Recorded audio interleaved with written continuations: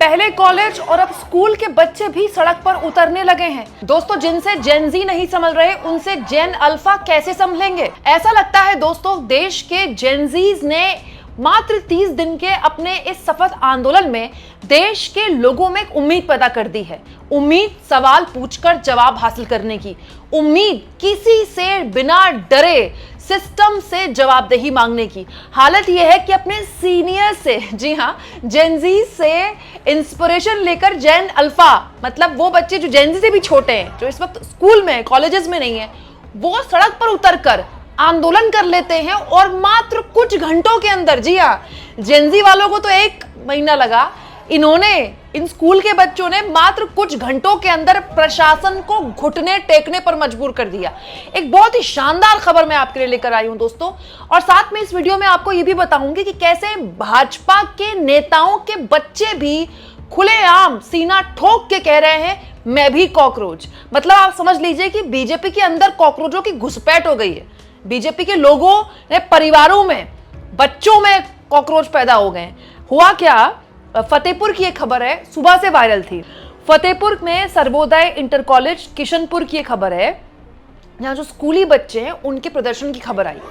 बेचारे बच्चे होंगे करीब, मतलब 40-50 बच्चे होंगे स्कूल ड्रेस में, और मतलब वो हाथ में बैनर पोस्टर लेकर खड़े हो गए और अपने स्कूल के खिलाफ उन्होंने नारेबाजी शुरू कर दी। बकायदा हाथ से अपने पोस्टर बना के बच्चे आए, ये कहते हुए यहाँ पर छात्रों का आरोप है कि यहाँ पर बिजली नहीं है, पीने का पानी नहीं है, शौचालय नहीं है, और यहाँ पर मतलब कोई भी व्यवस्था नहीं है। और यहाँ इन्होंने टीचर्स के खिलाफ प्रदर्शन किया है दोस्तों। और जेनजी से प्रेरणा लेते हुए इन स्कूल के बच्चों ने कह दिया, अगर तुरंत हमारी मांगे नहीं मानी गई तो हम अपना जो आंदोलन है वो और बढ़ा देंगे। क्या नाम है आपका? मेरा नाम अंकुर सोनकर है। भाई साहब, यहाँ हम लोग शुद्ध पानी नहीं है, पंखे से किरण आ रहा है, बच्चों को किरण मार रहा है, और शौचालय कोई साफ सफाई नहीं, जर्जर आ रहा है, बच्चों को खाना में सही ढंग का मिलता नहीं। और हम लोग सब लोग मिलकर धरना दिए तो सिस्टरों को कोई तरह आगे नहीं आने दे रहा, उनको रोक रहा। देखो हम सब चाहते हैं तो उनके ऊपर दबाव बना रहे हैं, जेल करने धमकी दी जा रही, प्रधानाचार्य करके। धमकी कौन दिया है? प्रधानाचार्य के उसमें। अब दोस्तों, सोशल मीडिया में जैसे ही ये वीडियो आई ना, पूरे के पूरे प्रशासन के हाथ पांव फूल गए, क्योंकि अभी तो कोई भी बीजेपी की सरकार हो इस स्थिति में ही नहीं है कि ऐसा कोई रिस्क ले।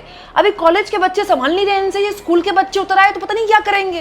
तो तुरंत प्रशासन हरकत में आया, और जिस वक्त मैं ये वीडियो रिकॉर्ड कर रही हूँ दोस्तों, बड़ी खबर ये है कि यूपी के जो फतेहपुर के स्कूल है उन छात्रों की सभी मांगे मान ली गई। ये बोला गया है प्रशासन द्वारा कि आरओ का पानी उपलब्ध कराया जाएगा, ठीक है, डेस्क और बेंचेस, चेयर टेबल बेचारों को 1 महीने में मिल जाएगी। सोचो, चेयर टेबल नहीं थी बच्चों के लिए, ठीक है।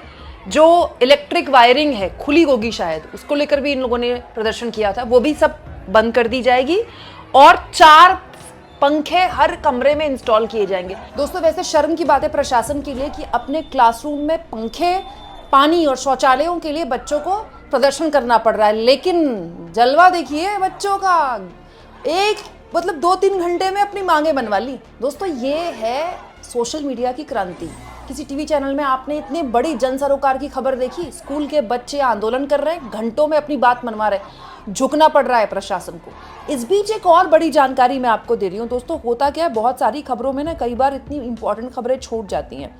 हुआ क्या कि हेमंत बिस्व शर्मा के कैबिनेट मंत्री हैं दोस्तों केशव महाता की बेटी की वीडियो वायरल हो गई। आप जानते हैं दोस्तों कि पूरे के पूरे देश में इसे लेकर आंदोलन हुए, पेपर लीक को लेकर। असम में भी हुए, पश्चिम बंगाल में भी हुए, बिहार में भी हुए, दिल्ली में भी हुए। असम में जब आंदोलन हुआ तो एक वीडियो वायरल हो गई, जिसमें जो असम सरकार के हेमंत बिस्व शर्मा कैबिनेट के मंत्री है केशव महाता, उनकी बेटी इसमें शामिल हो गई।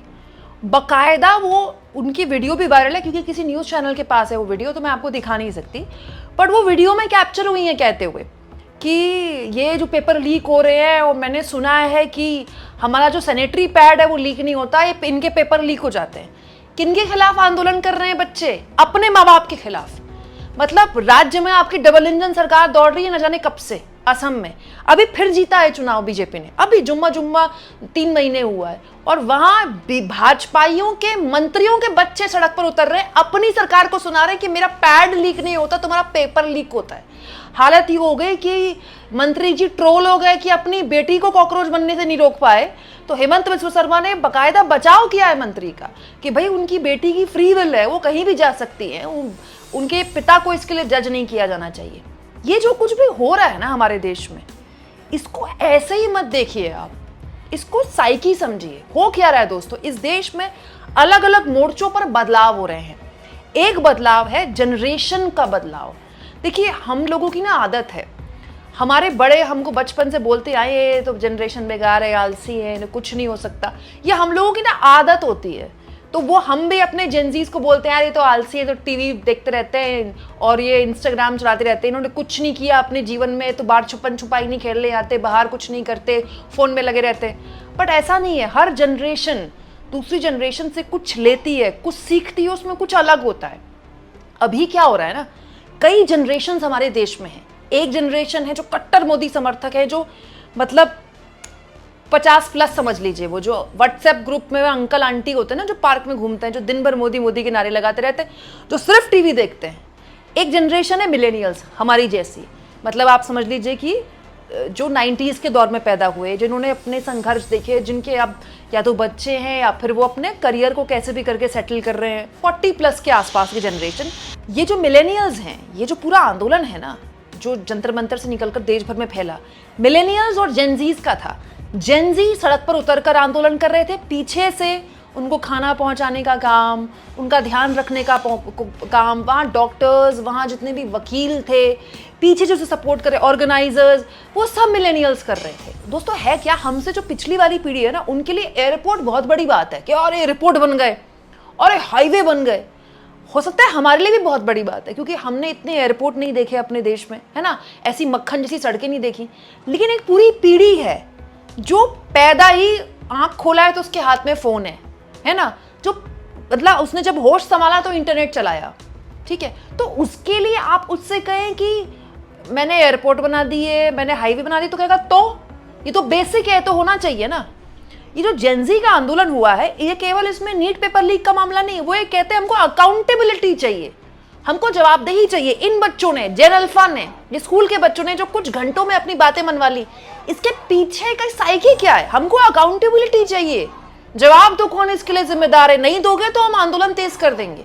बेसिकली ये वो जनरेशन है जो बस इस बात पर खुश नहीं हो रही है कि अरे यार मोदी जी हैं तो कुछ ठीक ही करेंगे।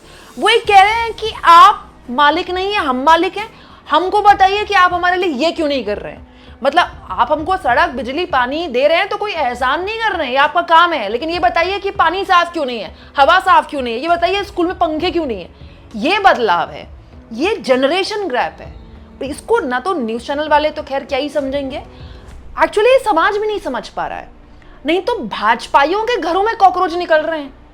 मतलब आप सोचिए, इस वक्त कट्टर भाजपाई भी अगर होगा ना, कोई कट्टर व्हाट्सएप का जहर जो रोज कंज्यूम करते होंगे, जो व्हाट्सएप की नफरत रोज कंज्यूम करते होंगे, उनके भी जेनजीज इस आंदोलन से प्रत्यक्ष या अप्रत्यक्ष रूप से जुड़े होंगे। पॉइंट क्या है इसका? पॉइंट ये है कि ये जो पीढ़ी है ना, स्कूल जाने वाली, कॉलेज जाने वाली, इनकी कॉन्शियस अनकॉन्शियस एक है। ये धर्म और जाति पे आप इसको नहीं बांट सकते इतनी इजीली जितनी आपने ऊपर वाली पीढ़ी को बांट दिया, मिलेनियल्स को बांट दिया या बूमर्स को बांट दिया, मतलब हमसे पुरानी वाली पीढ़ी को बांट दिया। ये आपसे अकाउंटेबिलिटी मांग रही है, और ये एक बहुत बड़ी खबर है फतेहपुर में जो ये बच्चों ने कर दिखाया। इसको कहीं आप नहीं देखेंगे, हार्डली कोई यूट्यूब चैनल भी आपको दिखाएगा, लेकिन मैं आपको बता रही हूं, ये इस देश में एक ऐसे बदलाव की कहानी है जिसमें लोगों के मन से बच्चे डर निकाल रहे हैं कि अब डर किस बात कर रहे हैं, अब सवाल क्यों नहीं पूछ रहे हैं, इनका तो काम है हमारा काम करना, इनको इसलिए तो बिठाया है कुर्सी पे, ये हमारे लिए नहीं काम करेंगे तो किन के लिए काम करेंगे। मतलब ये आप ट्रांजिशन देखिए हमारे समाज में हो रहा है, बच्चे बड़ों को बता रहे हैं लोकतंत्र क्या होता है। अभी स्कूल के बच्चों को थोड़ी पता होगा इतनी गहराई से कि संविधान क्या है, लोकतंत्र क्या है, लेकिन उन्होंने अपने बड़ों को, जेनजीज को देखा लड़ते हुए कि अरे यार देखो ये लड़े तो इनकी मांगे पूरी हो गई, जेनजीज को 1 महीना लगा, इन्होंने तो कुछ घंटों में कर दिखाया। तो दोस्तों ये जो सरकार है, किसी भी राज्य की सरकार है, वो समझ ले तो उनका पाला किस पीढ़ी से पड़ा है? आपको क्या लगता है दोस्तों? कमेंट बॉक्स में जरूर लिखें।